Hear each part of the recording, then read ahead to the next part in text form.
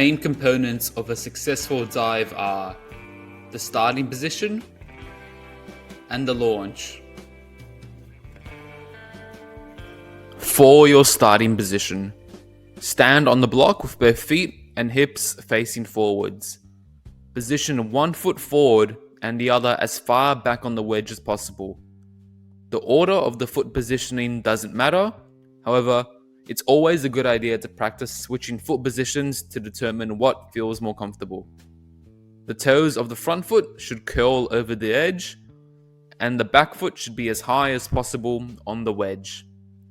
Also, make sure that both legs are directly underneath your hips. Reach down and grab the front of the block with arms roughly shoulder width apart. Get your head down and raise your hips. Having high hips is what generates power for our dive and makes it much easier to enter the water in a straight line. So this is our ideal starting position. When the starter says, take your marks, lean back slightly.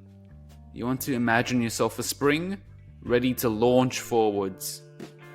Leaning back will allow you to generate more propulsion from both feet.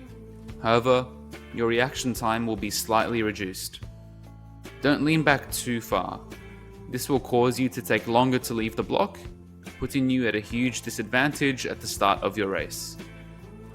As soon as you hear the buzzer, drive forwards and launch yourself with your legs while pulling with your hands to generate extra momentum. Be sure to push off with both legs. A common mistake is to only push off with the front leg. While the front leg generates the majority of the power, the back leg is still important.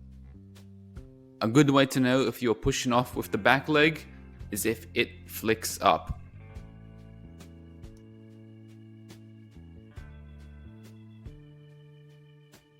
As soon as you are airborne, go straight into a streamline, keeping your head tucked between your arms and legs close together. You want your body to enter the water in a straight line, with your legs entering in the same spot as your arms. This will minimize the resistance generated while also maximizing the speed at which you enter the water. The standing dive drill is one of the best ways to practice your streamline and entry into the water. Stand up straight and enter the streamline position with your head locked between your arms. Your toes should be together and over the edge of the pool. Bend down and lean forwards until your torso is almost parallel to the water.